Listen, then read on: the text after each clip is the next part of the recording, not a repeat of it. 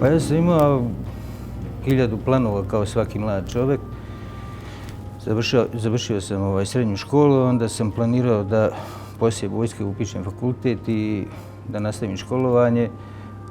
Međutim, onda sam otišao u vojsku, bio sam na Kosovu dole godinu dana kao redovni vojnik. Imao sam priliku da vidim zaista šta je neposredna ratna opasnost, jer dole su zaista bila teška vremena, 88. 89. godine, demonstracije, svašta nešto se dešavalo, tako da sam osjetio teret vojnika i kako to izgleda, tako da mi nije padalo na pamet da sada iz tog jednog haosa koji sam preživio ponovo se priključujem u neku novu ekipu, u neki novi haos da ulazim. Tako da sam bio odlučio da odem u Italiju, negdje od 1991. godine. Međutim, ja nisam otišao, nažalost nisam otišao tamo zato što mi je sestra mlađa od mene bila 5 godina, ona je bila u srednjoj školi, a ona i majka su bile tu sam, tako da jednostavno zbog njih dvije nisam mogao donijeti tu odluku da prijeđem granicu. Ja sam teško ranjen u predjelu glave, veliko je pitanje bilo da li ću ostati živ.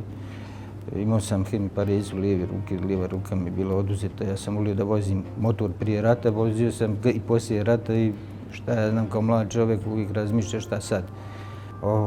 Bio sam zaljubljen tad u jednu djevojku koju sam 1995. godine i oženio i mislim da me ona i spasila da ne umrem. Znači bio sam na ivici života i smrti.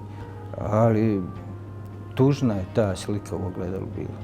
Zaista stravična jedna slika gdje ja to više nisam, gdje sam sav u zavojima umotan, gdje su tu podlivi strašni, gdje taj lik odražava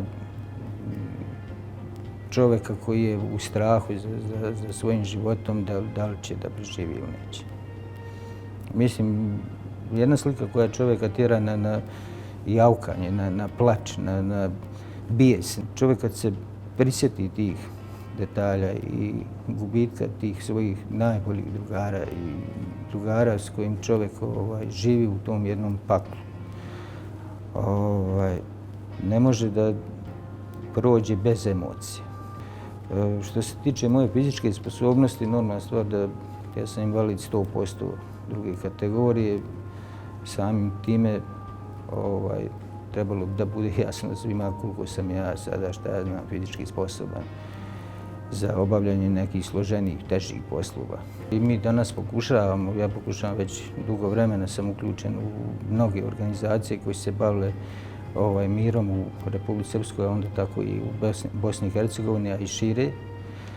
Da pokušam da učestvujem i dadnem taj neki mali doprinos prije svega radi svoje djece, ali i zbog ostale djeci, jer to su sva naša djeca, bez obzira da li oni bili Srbi, Bošnjaci, Hrvati, Romi, Krajinci, Italijani ili neka druga nacija,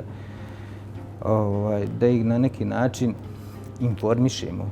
Mi ne možemo da promijenimo njihova ubjeđenja, ali možemo da im prenesemo ta naša iskustva, to što smo mi preživjeli u toku rata, da im ispričamo kako je to sve izgledalo i da ne nasjednu kao, mi ne možemo reći sad da smo nasilni, da smo bili tako glupi, ali tako je se to sve izdešavalo. Ali da se ne dovedu na kraju kraja u takvu poziciju da bi možda sutra ili za neki mjesec, za neku godinu bili u istoj poziciji u kojoj smo bili.